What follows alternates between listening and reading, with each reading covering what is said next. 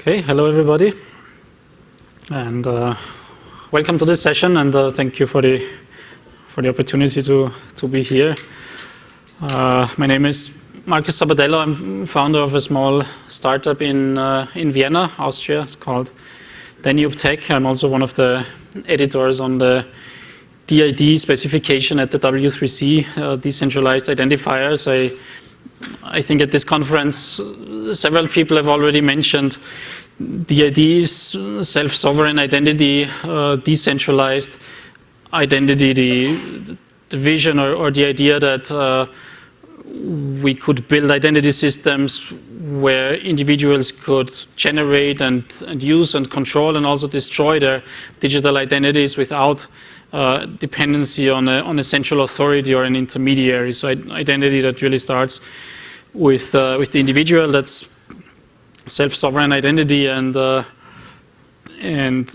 we realized that in order to build that, we need a new kind of identifier, right? Decentralized identifiers, DIDs, and yesterday there were already some sessions, I think, to introduce DIDs. Preeti gave a talk, and I think George Fletcher he had a talk about DIDs and how they can be used by relying parties. So what I will try to do in this session is to not spend too much time talking about DIDs or the basic high-level concepts, but go more in depth and talk more about technical details and what happens behind the scenes when DIDs are being used. I'm also not going to talk much about higher-level concepts, so just the DIDs, but they enable a lot of things. They enable verifiable claims and did auth and login to websites and peer-to-peer agent protocols and identity hubs, and there are lots of things that are happening in the self-sovereign identity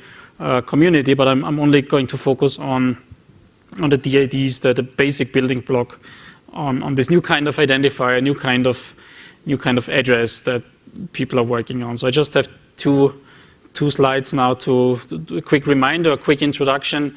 Who has not heard of? Is there anyone who has not heard at all about DIDs or decentralized identifiers? Probably has come up in several talks already. So just a quick refresher. Maybe it's this new kind of address. It's a type of URI, so it's compatible to some extent with existing web infrastructure. And it has a number of interesting properties. It's decentralized, so it's not assigned to me by someone. It's not assigned by a central registry. It's generated using some kind of software in a decentralized way. The identifiers are persistent. They are not reused. They're verifiable, and they are dereferenceable, also known as resolvable. So if I have one of these identifiers, I can resolve it to a piece of information. And we're going to talk about that in more detail. And then there are all these DID methods, right? So there's a table on the right, and if you look at the identifier, it says DID. That's the URI scheme. Then it says colon, and then it says in this case SOV, and that's called the DID method. So that tells us how and where exactly this identifier is generated and registered. Often I was asked before the talk if this is going to be about blockchain, and if yes, the gentleman threatened to leave the session. So sometimes some of these DIDs are registered on blockchains, but not all of them. So it's not per se designed to be a blockchain-based identifier system, but it's more like an abstraction layer on top of different target systems, on top of different decentralized blockchains, ledgers, but also other kinds of networks. And some of them are listed here on the right side. So DIDs can exist on the Bitcoin blockchain, on Sovereign, on WhereisOne, on Ethereum, and others. And that's what we see in the syntax. So the syntax tells us what's the method. In this case, it's a DID registered on the Sovereign ledger. And then the third part of the DID, that's an actual identifier. So that's what's generated by a piece of software, by a wallet, by an application, by an individual themselves, so without a central registry. It works similar to let's say, a Bitcoin address or an Ethereum address, which is just created using wallet software and cryptographic key pairs. So it's a little bit like that. The identifier is resolvable, dereferenceable. So, and what does it resolve to? So if I give you my DID, if I print this on my T-shirt, or I write it into append it into my email, or I print a QR code, then you can go through a process called DID resolution, and the output of that process is a DID document. And this is an example. It basically can contain a number of things, but there are two essential components of the DID document.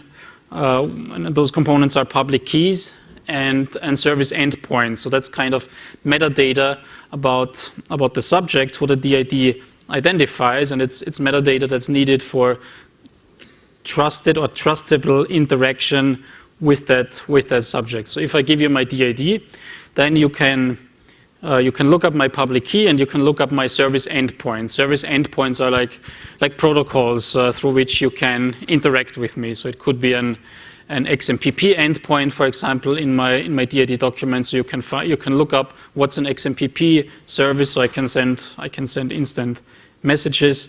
It could be an OpenID provider. It could be a diaspora federated social networking service. It could be an identity agent. So there's a lot of work happening on agents for exchanging identity data. So any kind of protocol or service associated with that individual or organization or thing. So the IDs are not just for people, but also for other kinds of subjects.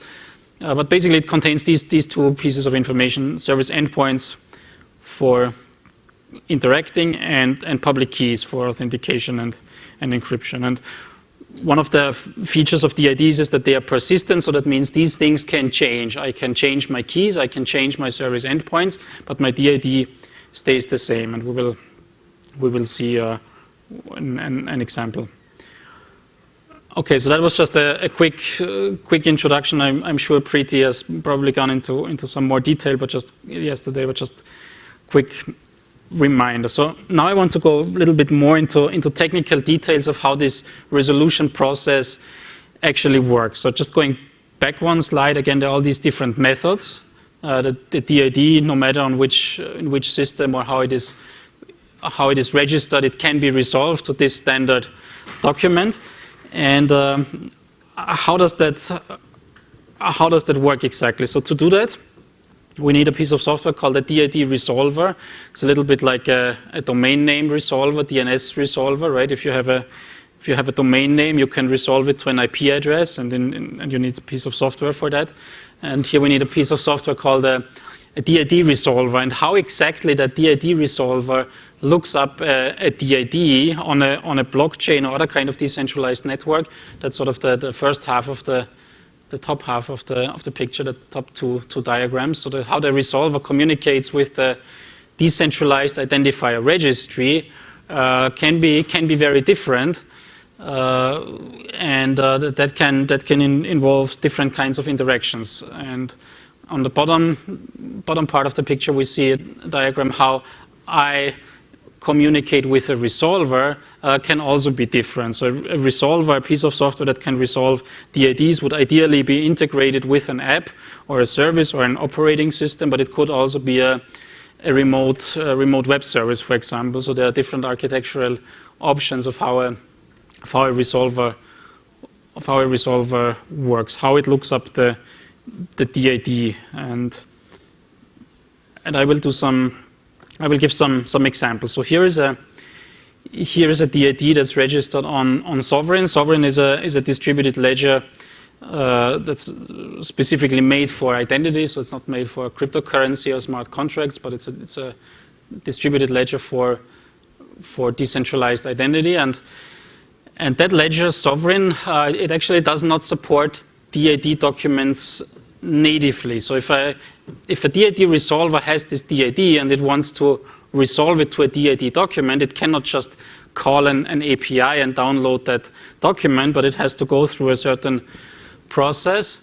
And in this case, the first thing it does is it looks at that method-specific identifier, at that DID, and on the sovereign ledger, the DID document is not stored on the ledger, but the ledger has, in this case, the sovereign ledger has certain transactions, certain operations that are stored on that ledger. There's one called NIM and there's one called attribute. And using that method-specific identifier, a resolver can look up certain transactions on that ledger, and then in those transactions, in those operations on the distributed ledger, it finds certain information that it can use to construct the DID document. So the DID document is not actually stored on a blockchain or in some database, but it's actually something like a virtual data structure, a virtual document that is being dynamically constructed during the resolution process. In this case, the resolver finds the public key that's associated with the DID in one of the transactions on the ledger, the one that says NIM, and then it finds the service endpoint on a second transaction that's also stored on the distributed ledger, and with those pieces of information, the resolver can construct the DID document, and then can return it to an application or a service that's using it. Another example, different example, would be a DID that's registered on Bitcoin, so that's also possible. Decentralized identifiers registered on the Bitcoin blockchain, and of course Bitcoin was never designed for identity, right? It was never designed for registering identifiers or for any of this, but it can also, it is possible to define a DID method such that a DID resolver can look up a virtual or can dynamically construct a DID document. How does it work in this case? So in this case, the actual identifier is an encoded pointer to a certain transaction inside a certain block on the Bitcoin blockchain. So a resolver, by looking at this string, it can tell which transaction in which block on Bitcoin this points to. And Bitcoin transactions, if you're familiar with how Bitcoin works, there are always these inputs and outputs, and that's where keys are stored. So a resolver will take a Bitcoin address from the input of that particular Bitcoin transaction, look up the corresponding public key, and put that into the DID document. So essentially, my public key in this case is my Bitcoin public key from that particular transaction on the blockchain.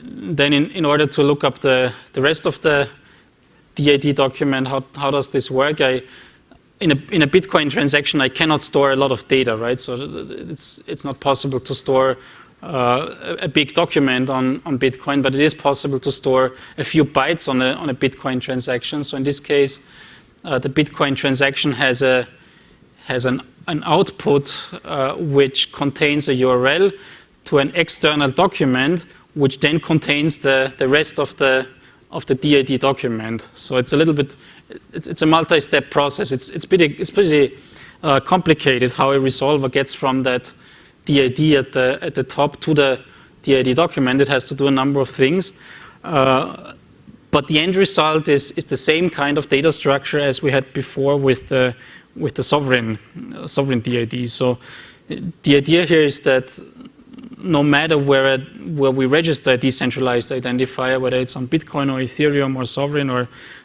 other system, it is possible to resolve it to the standard discovery format, the DID document, which contains public keys and service endpoints for interacting with the subject. And on top of that, people are building verifiable claims and authentication protocols and agents and all sorts of other things. But this is the basic building block, kind of an identifier for looking up this metadata about the subject.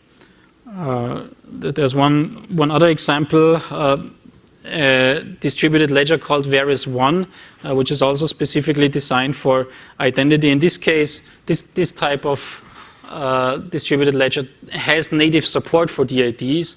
So in this case, it actually stores the complete DID document on the ledger. So on the blockchain, the DID document is actually there in plain text. So here the resolution is super simple. So in this case, a resolver just downloads the DID document from the blockchain and we're done.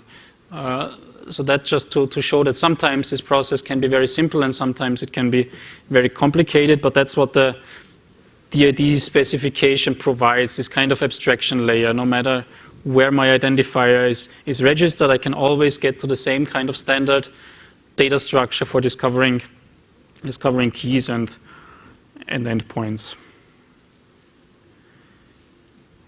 Okay, I hope that was not too scary. Let's yeah, question. So we know, like today, DNS spoofing is a big problem. So how does your resolver know that it's actually talking to the correct ledger and it's not just talking to something that's been spoofed to get back a public key?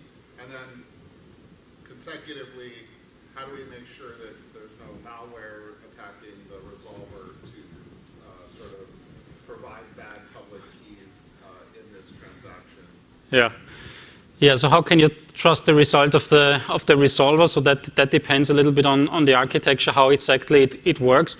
Again, the idea of the diagram on the top was to point out that when the resolver talks to the blockchain or other kind of system, it can do that in different ways. So for example, if I run my own Bitcoin full node at home, then I can be relatively sure that if I talk to my own Bitcoin full node that's running on my own server, I can probably trust that I can look up the correct transactions from that blockchain. So that would be like a local read that's here on top. But if I want to query the Bitcoin blockchain using some kind of remote API, remote blockchain explorer API, then that's something like a remote read. And then the question is, who runs that and can I trust that and so on. And the same is true for talking to the resolver itself. So ideally, I would run my own instance of a resolver, or it would be integrated into my app or operating system and can come from some kind of trusted open source implementation or something like that.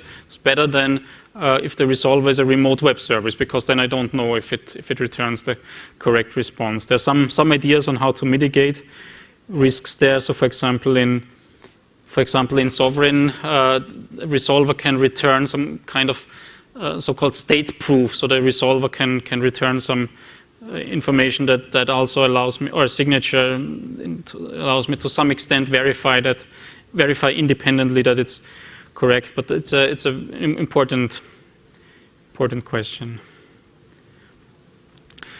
So another thing that we're working on, this was DID resolution, getting from the DID to its DID document with public keys and service endpoints. And another thing we're working on is DDRLs, which is an extension of just DIDs. And this is what it looks like. So the DID in this case is just the part in the beginning, the blue part.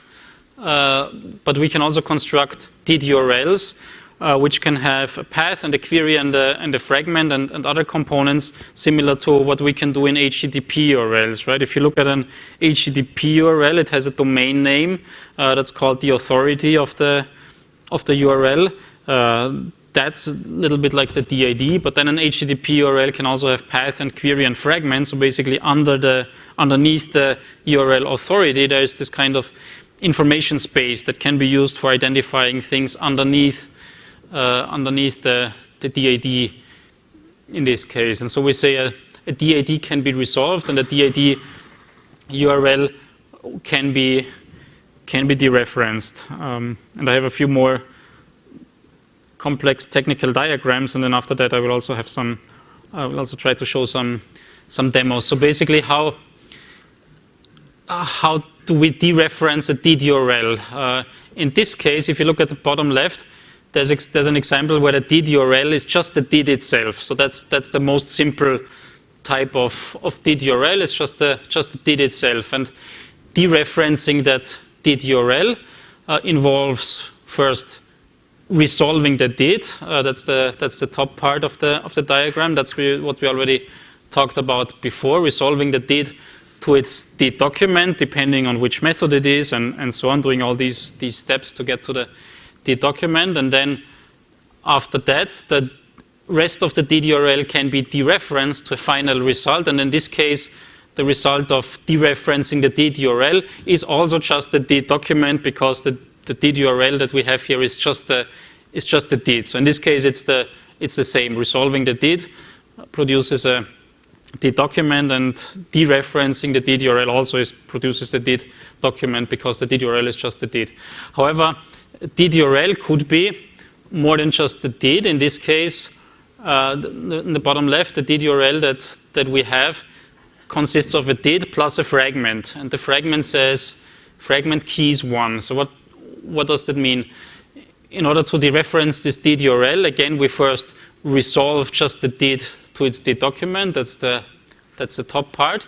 And then a resolver would look at the fragment, which says keys 1, and then basically select a part select a certain portion of the DID document. In this case, one of the public keys, which has this ID called keys 1, and then return that. So when we dereference this DID URL, then the result is not the full DID document, but it's one of the keys associated with that DID. And this is quite similar to how HTTP URLs work, right? And in order to dereference an HTTP URL, there's first a DNS lookup. So first you resolve the domain name. That's kind of what we're doing here with resolving the DID. And then if an HTTP URL, for example, contains a fragment at the end, then it means it identifies a certain portion of the website, for example, that the HTTP URL points to. And it's very similar to what we do here. If we have a fragment in a DID URL, then it means we're referencing a specific key from the DID document. And this is very important in some of the higher level components in self-sovereign identity initiatives that people are building, like verifiable claims, like logging into a website with DIDs. Then in some cases we want to say that, for example, a verifiable credential is issued by someone and it's signed with a certain key, and I want to be able to reference a specific key from a DID document, and the DID, for example, could be the DID of the post office, or the DID of a bank or something like that. And then I can say in a verifiable credential, I can say this credential was signed by the bank or by the post office, but by a specific key of that issue. So it's a way of referencing specific parts of the DID document, a specific key or a specific service.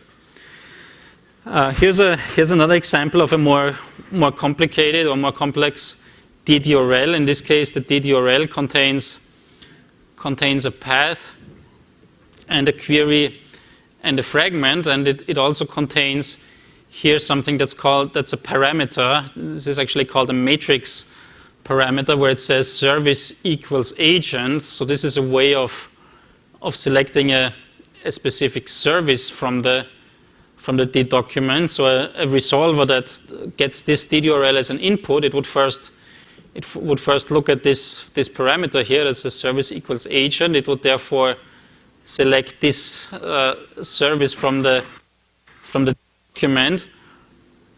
It will take a URL which is here, the URL of that service, and then it will actually append the remaining part, the path, the query, and the fragment from the DID URL, will append that to this service URL. And then the result of the dereferencing process, when we dereference this DID URL, the result is an HTTP URL, a service endpoint URL, which is taken.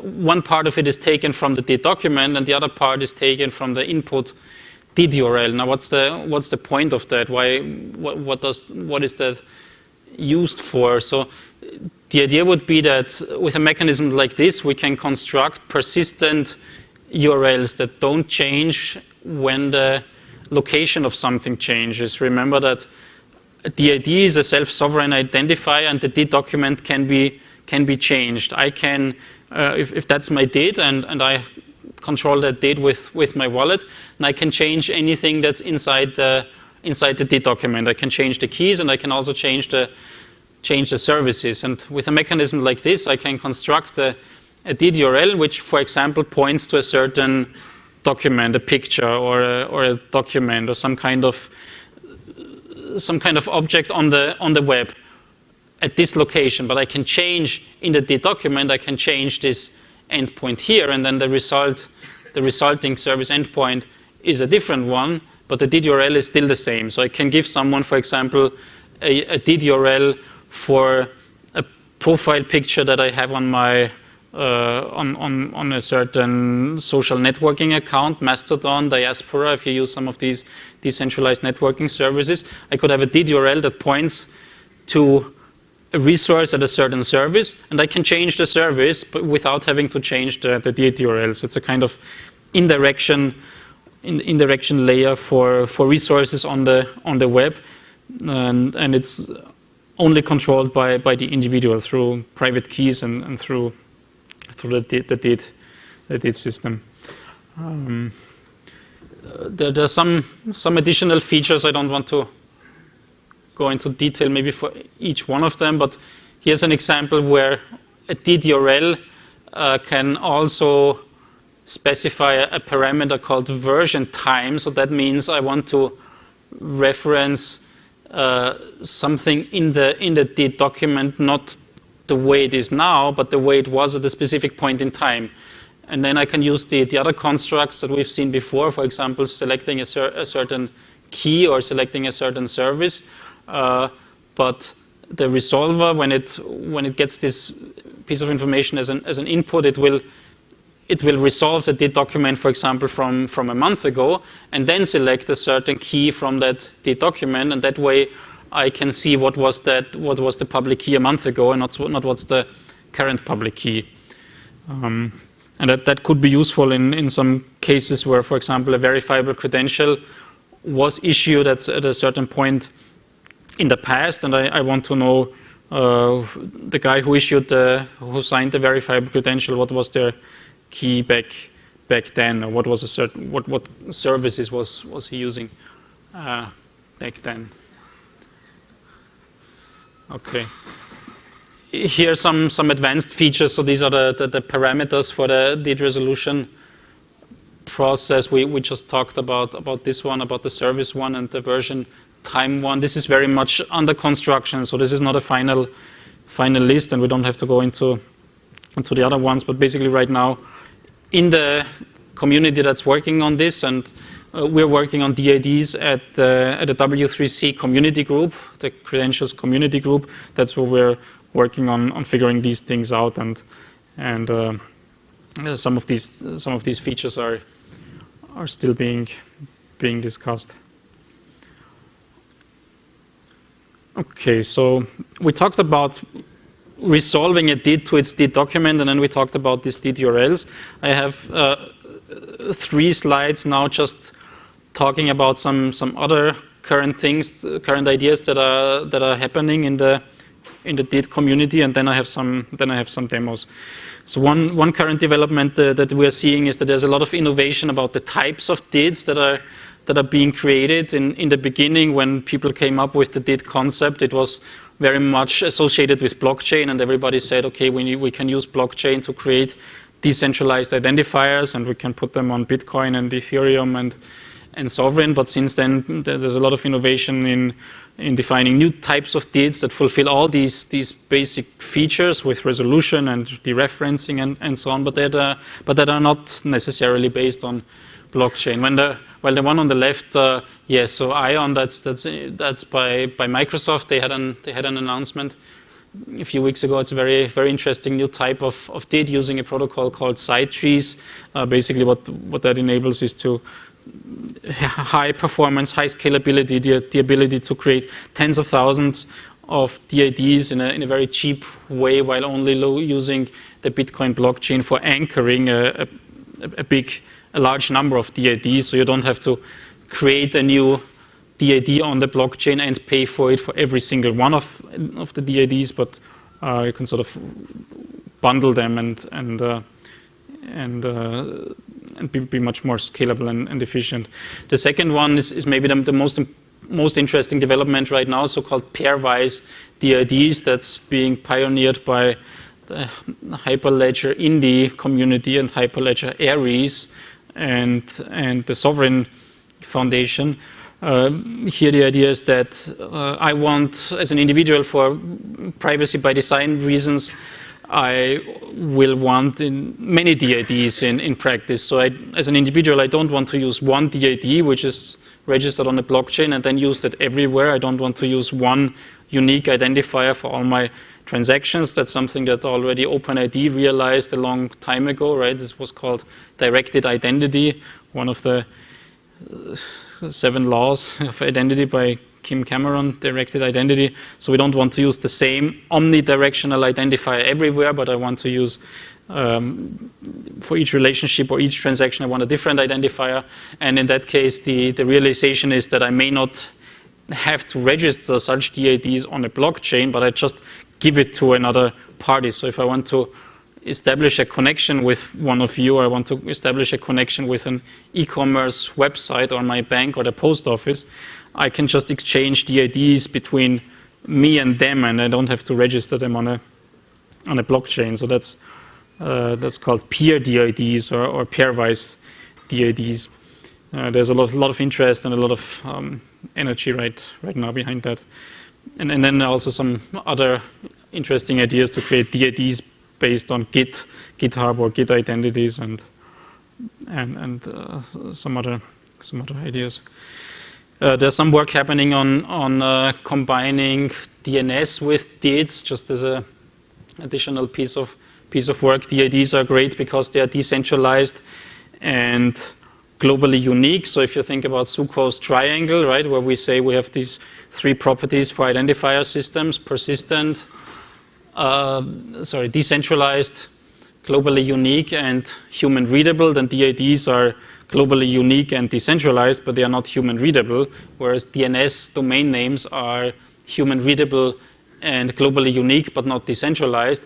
So the domain name is something I can remember. DID is something I cannot remember. If I tell you my DID now, you cannot memorize it. So there's this idea that if I already have a domain name, I can look up a corresponding DID. There's a very simple draft right now that could help with bootstrapping into a DID-based system. If we have a domain name, then using a standard DNS lookup, we can discover a DID. And finally, one interesting thing that's happening right now, before I move on to demos and some concrete tools, is that there is some idea now that we have these DID methods, right, that tells us where and how exactly the DID is registered. Now, what would stop, for example, Facebook from issuing a DID to everyone, right? In theory, I could do that. In theory, I could define a DID method which looks like this: DID : Facebook : Markus Sabadello. That would be my Facebook username, and through some kind of process, by calling a Facebook API, I could retrieve a DID document, and I would be compatible with the specification, and I could build all the other layers and components on top of that. So technically, that would work. I would not go to the Bitcoin blockchain or the sovereign ledger in order to look up the DID, but I would just go to the Facebook API to look up the DID. But I think we could agree that would not really be a decentralized identifier if they are Facebook usernames. But at the same time, it would still could have advantages because it would give people choice, right? Suddenly we would have an identifier system where everybody could choose where the identifier is registered. Is it on Bitcoin? Is it on Ethereum? Is it on Sovereign? Is it on Facebook? And we would be able to have interoperability between all of those systems.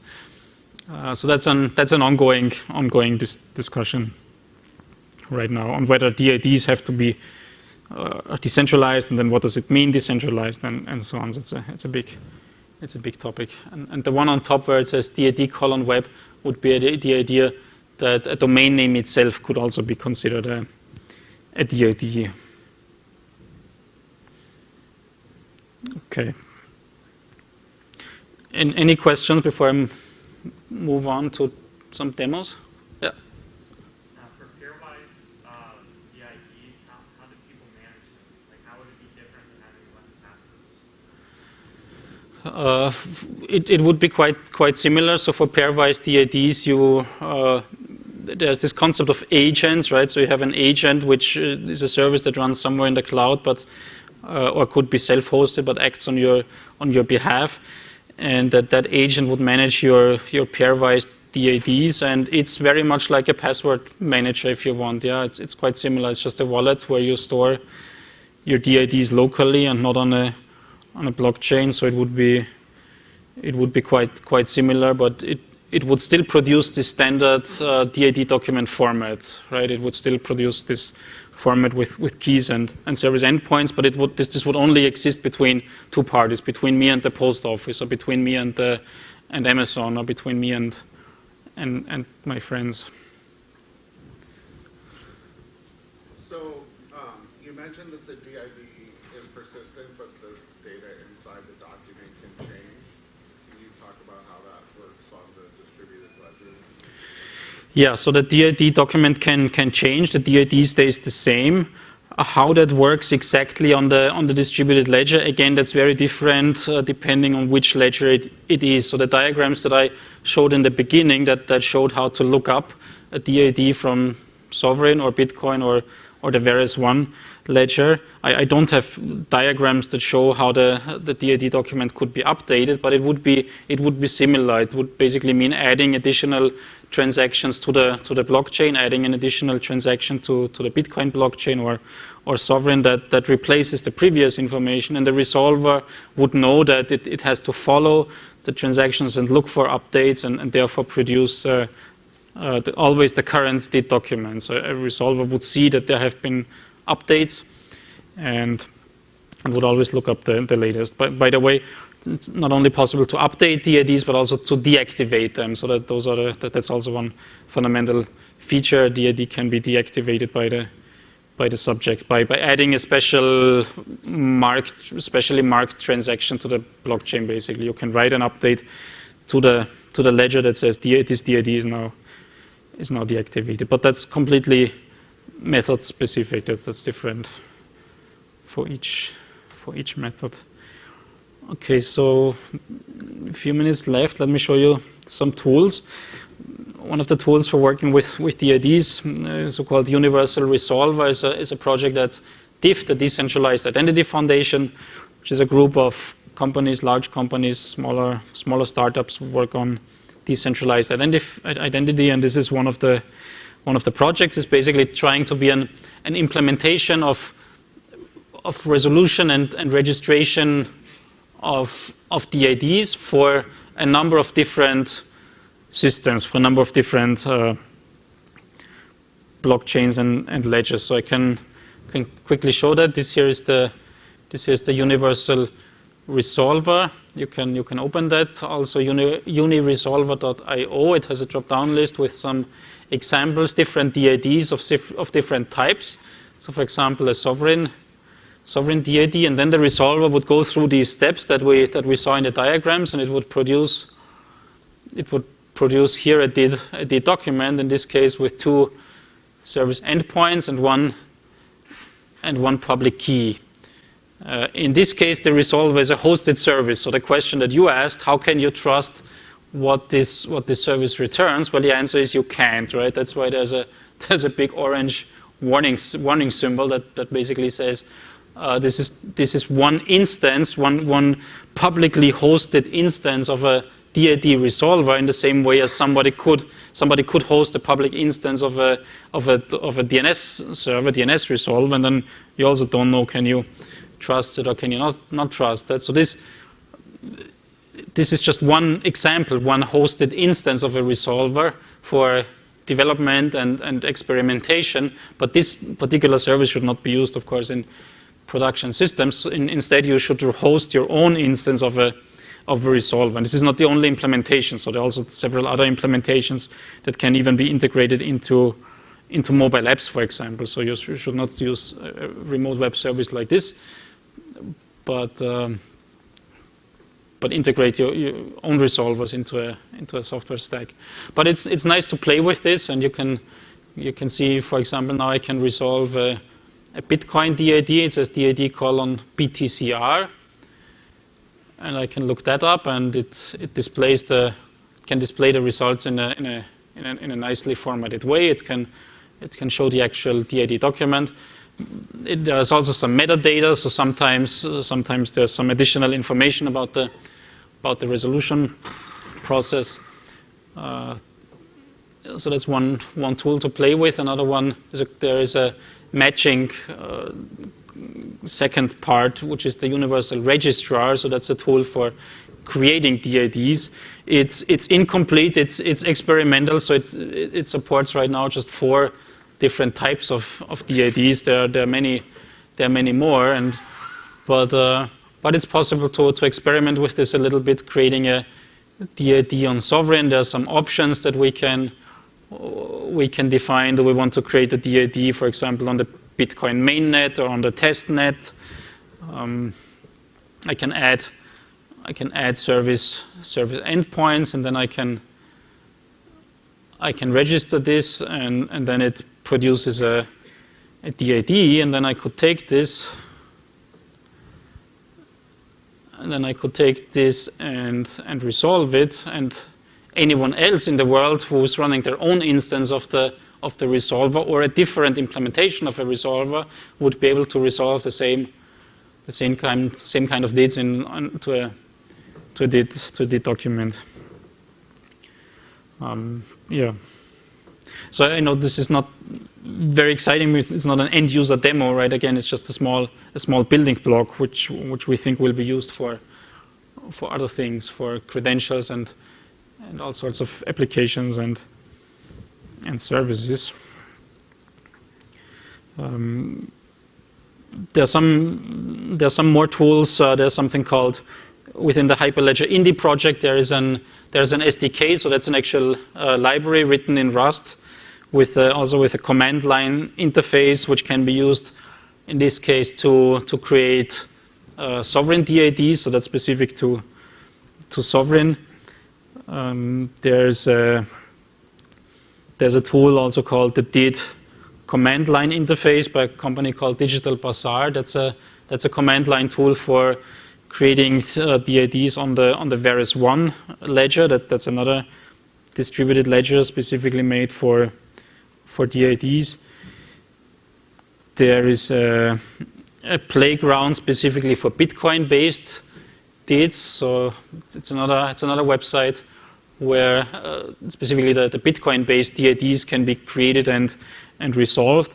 And then there are also some libraries by other companies. For example, Yolocom is a very interesting startup in Berlin. They have a TypeScript-based library for creating DIDs on Ethereum, and also Uport was one of the first DID or one of the first self-sovereign identity projects. They also have a JavaScript library for working with DIDs, and all these tools are interoperable, right? So, for example, I could use this Yolocom library, or I could use the BTCR Bitcoin Playground to create DIDs, and I should be able then to resolve them with this universal resolver, or I could use one of the command line tools to create a DID and then resolve it with another tool.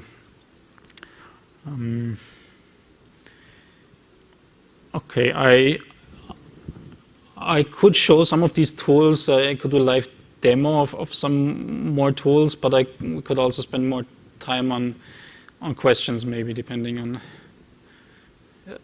Yeah, please.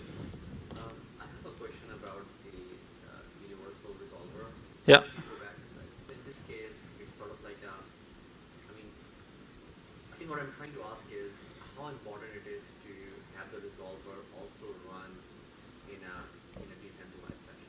Because if it's running on a server, then you're trusting that server. Yeah.